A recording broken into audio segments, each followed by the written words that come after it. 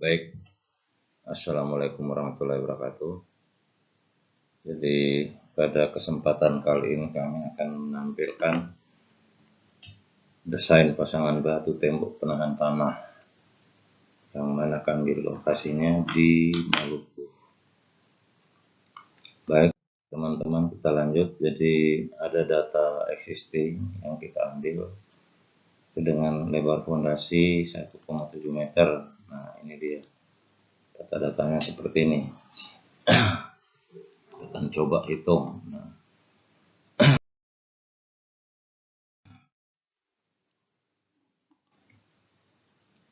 Nah ini dalam perhitungan pasangan batu itu tembok penahan tanah, ada rumus empiris di mana-mana kita bisa lihat, ada di internet, ada di mana.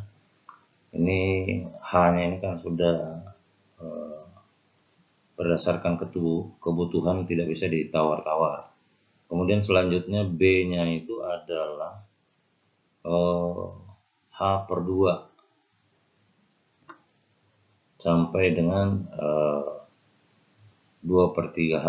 Nah kemudian D-nya itu H per 8 sampai dengan H per 6. H per 6 maksudnya sini. Nah kemudian di B4 itu B4-nya itu yang di atas ini adalah 0,3 sampai dengan H per 12, 0,3 meter, 30 cm maksudnya. Itu minimum. Kemudian di kakinya ini itu sama dengan D sampai D per 2 sampai dengan D gitu. Kemudian selanjutnya setelah dicek perhitungannya hasilnya tidak aman sehingga perlu penambahan lebar fondasi dari 1,7 meter menjadi 1,9. Nah seperti saya sampaikan tadi bahwa dengan rumus yang tadi itu tidak menjamin karena setiap lereng yang kita proteksi itu punya beban di atasnya berbeda-beda. Ada yang punya beban di atas adalah gedung, ada yang dilewati kendaraan, sehingga ada beban yang bekerja yang perlu diperhitungkan. Sehingga dengan rumus yang tadi itu tidak menjamin, tapi sebagai langkah awal. Oke, selanjutnya kita coba. Jadi ini kita coba ke yang 1,9. Tadi datanya seperti ini. Jadi 1,9 meter. Kita coba hitung. Nah, di sini jadi kita langkah awal adalah menghitung berat fondasi. Kemudian ini terdiri dari 4 segmen. Nah, W1 ini adalah berat fondasi kakinya, kemudian yang segitiganya, kemudian yang W4 ini di atas fondasi itu ada tanah timbunan yang tentunya berpengaruh terhadap berat fondasi itu sendiri. Perlu kita ketahui bahwa untuk fondasi pasangan batu khususnya proteksi lereng itu dengan satu sistem atau sistem gravitasi. Dalam hal ini mengandalkan berat sendiri sehingga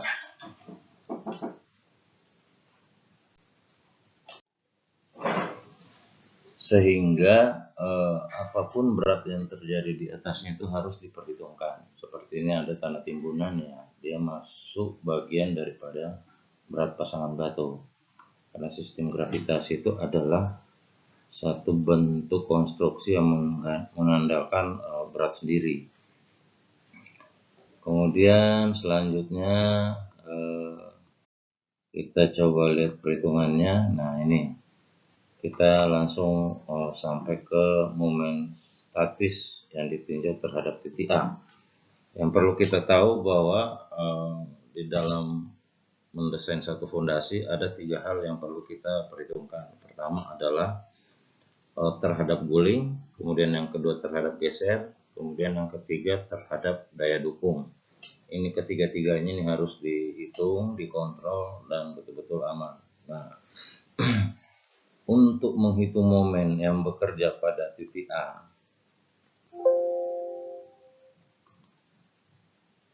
nah, yang dimaksud ini di sini, di titik A ini, yaitu berat ini bekerja, yang bekerja itu adalah W1 kali X1, W2 kali X2, W3 kali X3, kemudian W4 kali X4. Nah, namun dalam perhitungan ini kita coba membuat satu titik berat dengan perhitungan matematika, itu sehingga kita tahu titik beratnya yaitu XO, sehingga sigma jumlah daripada berat pasangan batu ini dikalikan dengan XO, dapatlah momen terhadap titik A. Nah, kita mau tinjau di titik ini.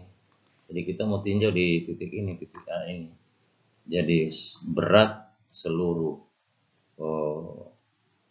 pasangan batu ditambah dengan tanah yang ada di atas pasangan batu itu dikali dengan XO, ini titik berat daripada konstruksi ini akibat beban yang bekerja, sehingga didapatlah jumlah momen yang ada akibat pasangan batu itu adalah 95,807 kN per meter. Kilonewton meter. Momen itu berat kali jarak. Nah, perhitungan ini mungkin saya tidak jelaskan secara detail, saya kira kita sudah paham semua, namun ada perhitungannya di sini, tinggal dikontrol. Lalu kemudian kita lanjut terhadap tekanan tanah. Nah, pada pasangan batu perlu kita ketahui bahwa yang kita proteksi adalah gaya yang bekerja di dalam tanah, itu namanya tekanan tanah. Nah, kami mencoba melakukan suatu perhitungan dengan metode ranking, yaitu perhitungan tekanan tanah aktif dengan tanah pasif. Nah, kami gambarkan di sini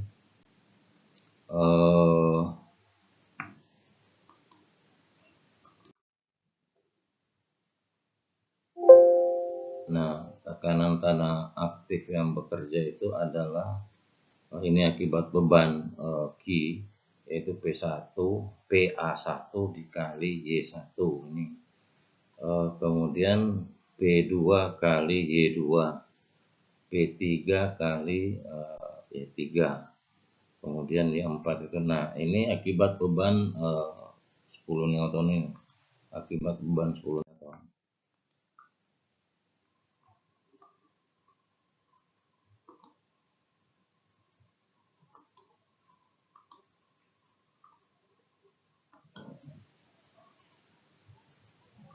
Nah, akibat beban yang 10 Newton ini tadi, ini adalah ini. Kemudian PA2 itu akibat tanah timbunan. Lalu kemudian kita perhitungkan karena daerah rawa itu muka air tanahnya sama dengan H2. Nah, kemudian karena fondasinya tenggelam sehingga ada perlawanan tanah, yaitu PP1, tekanan tanah pasif. Nah, ini perhitungannya berdasarkan teori ranking itu KA kali Q kali H. KA-nya itu koefisien tanah aktifnya, kemudian Q-nya adalah bebannya, kemudian H adalah tinggi fondasi. Lalu kemudian PA2 karena dia bentuk kerja tanah timbunan itu seperti segitiga, sehingga untuk tekanan tanah aktif P2 itu 1/2 kali KA dikali dengan gamma tanah dikali dengan H. Begitu juga P3, P1 dan seterusnya, sehingga sigma P itu didapat 33,01. Nah, PA di sini karena dia bekerja dia aktif, sehingga semua PA itu dianggap plus, kemudian PP1 ini menjadi pengurangan karena ada gaya lawan. Jadi PA-nya mendorong, kemudian PP-nya yang menahan, sehingga sigma P itu P1 P2 tambah P3 kurang PP, didapatlah 33,01. Nah, kemudian selanjutnya kita hitung tadi tekanan tanahnya sudah ada. Nah, sekarang kita hitung jaraknya, yaitu Y1, Y2, Y3, dan YP1. Maksudnya Y1 itu berapa jaraknya terhadap titik berat P1. Begitu juga Y2. Y2 adalah terhadap titik berat tanah timbunan. Kemudian Y3 terhadap titik berat akibat air tanah. Kemudian PP1 akibat tanah perlawanan, sehingga terjadi antara gaya dan jarak terhadap titik yang ditinjau. Nah, titik yang ditinjau itu titik A tadi. Kemudian selanjutnya perhitungan momen terhadap tekanan tanah. Nah, terhadap tekanan tanah, nah ini adalah PA1, PA2, PA3, ini tadi yang kita hitung sebelumnya. Kemudian jaraknya tadi juga yang kita tampilkan. Lalu kemudian kita dapat satu momen. Nah, momen 1 itu adalah PA1 kali Y1. Kemudian PA2, momen P2 yaitu PA2 dikali 2. Begitu juga P3 dikali Y3. Kemudian momen tekanan tanah pasif yaitu PP1 dikali Y1, sehingga didapat sigma momen sama dengan 42,86 kN. Sehingga perhitungan kita sudah tekanan yang bekerja sudah selesai, kemudian momen juga selesai, sehingga kita kontrol terhadap tiga hal, yaitu guling, geser, dan terhadap tekanan tanah. Eksentrisnya ini adalah sebagai kontrol juga. Diperhitungkan gaya eksentris itu tidak boleh terlalu besar, tidak boleh melebihi dari P/6. Nah, kontrol stabilitas pertama guling, sigma momen fondasi dibagi sigma momen tanah itu harus lebih besar daripada 2. Kemudian tekanan tanah geser itu akibat dorongan, yaitu tangan 2/3 kali gamma kali W kali lebar fondasi, kemudian 2/3 kali kohesi kali ditambah PP dibagi PA. Nah, ini sudut geser ini.